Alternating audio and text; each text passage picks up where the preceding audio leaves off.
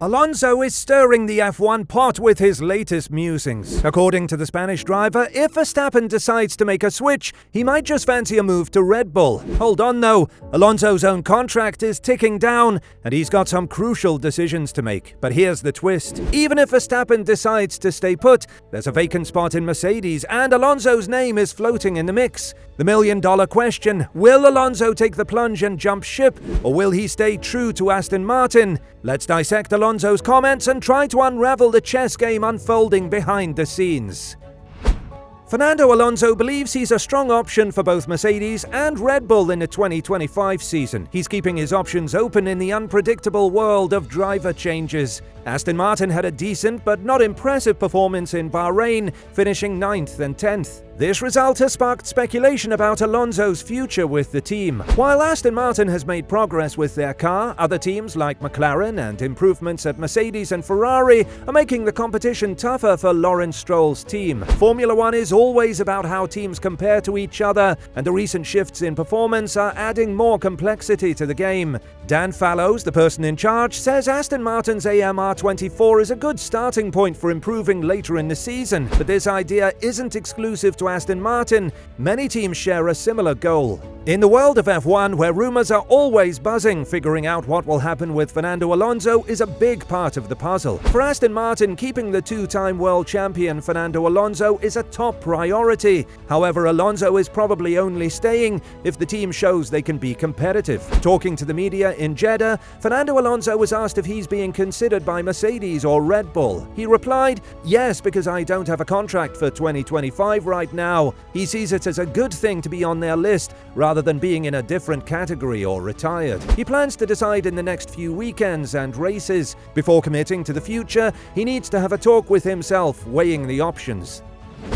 The F1 grid has a lot of uncertainties, and the past year and a half has shown how unpredictable it can be. Predicting what will happen is tough, as unexpected decisions, like Hamilton moving to Ferrari, can change everything. Fernando Alonso wants to make sure he has a chance to compete at the front. His performance last year proved he can still compete at the highest level in F1. With stable rules in 2025, this might be his best shot to secure a contract with a top team. Fernando Alonso also thinks there's a lot of focus on off-track drama in Formula One because the racing itself isn't as thrilling right now. According to him, the sport is a bit predictable, especially with Verstappen winning most of the races last year and looking set to continue his dominance this season.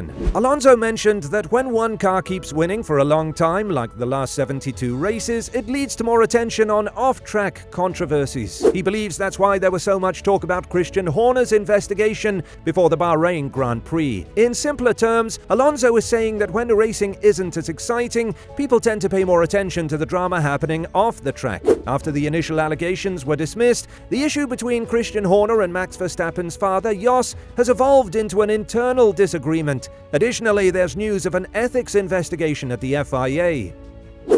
According to the BBC, a whistleblower claims FIA President Mohammed Ben Sulayem tried to disrupt the approval of the Las Vegas street circuit and interfered with the outcome of last year's Saudi Arabian Grand Prix. In that race, Alonso lost and then regained a podium finish after a post-race penalty was overturned. When asked about this, Alonso isn't too worried. He sees it as an FIA investigation that they need to respect, but he's confident in the evidence they provided last year. Amidst the conflict at Red Bull, there's speculation that Alonso, in the last year of his contract with Aston Martin, could potentially join Red Bull if Verstappen decides to leave. Alonso's got a point. Formula One has been kinda dull and easy to predict, especially since Schumacher's time dominating with Ferrari. It's ironic, the more they try to control and limit what teams can do with their cars, the more boring and predictable it becomes. His suggestion is to let teams pretty much build whatever they want, as long as it fits size rules and has a maximum engine size, but keep budget limits and testing rules to avoid it turning into a crazy spending competition. According to him, these restrictions, along with freezing the engine development, are the main reasons for the dull seasons after the rule changes. When you put too many limits on teams, it ends up with one team at the front because they got things right, and the other team struggling to catch up due to the restrictions. The engine freeze is definitely making things worse. Back in 2018, Mercedes had a better chassis than Ferrari, but Ferrari's stronger engine kinda balanced things out. Even before the cars cap and testing limits, it was tough. Mercedes winning 7 championships in a row, and Vettel having a 9-win streak. Schumacher dominated before that, like in 2002 when he got a podium in every race. The cost cap seems to be doing its job. Almost every team, except Alpine, is closer to Red Bull now than they were last year. Every driver is getting bombarded with questions about Red Bull, Horner, and the possibility of Max moving to Mercedes. There's not much focus on the actual racing, because everyone thinks Red Bull is way ahead, and the other teams will finish in a pattern. But why do drivers who aren't in Red Bull care about this? Why do they keep getting asked similar questions in different ways? What does it have to do with Alonso or Bottas and the power struggle in Red Bull's management? If Max Verstappen leaves Red Bull next season, it's like a golden opportunity for any driver who joins Red Bull, a chance to compete for the championship. It's not just Alonso being considered. There's also Alexander Albon, Lando Norris, Esteban Ocon, and Daniel Ricciardo in the mix. Ricciardo, being a former Red Bull driver and Max's former teammate, might have a connection there.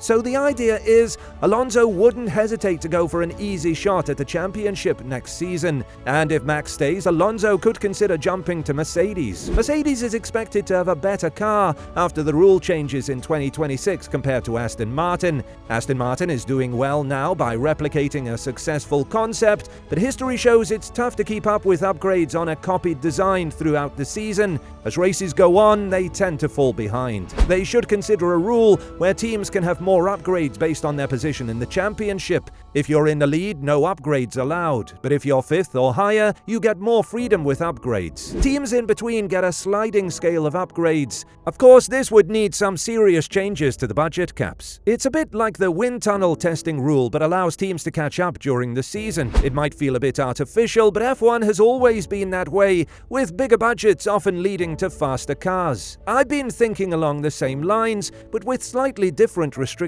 Safety is crucial, so all cars must meet the same safety standard. Engine efficiency matters too, so engines must reach a required efficiency, and keeping to aerodynamic rules is essential. All cars should produce an aerodynamic wake similar to a template set by the FIA. Other than that, teams can bring whatever they want. Want a fun car? Sure, as long as it's safe. Prefer a V12 engine? Go for it, as long as it meets the efficiency requirement. Crazy aerodynamics? Great, just make sure it fits the aerodynamic profile. Manufacturers were threatening to leave because of the high costs of developing hybrid power units. Some form of budget cap is needed for the long-term health of everyone in racing. But these restrictions on testing, wind tunnel, CFD, and the overly detailed regulations are unnecessary. Teams are already limited by their budgets. Let the engineers innovate and push the boundaries of technology in F1 again.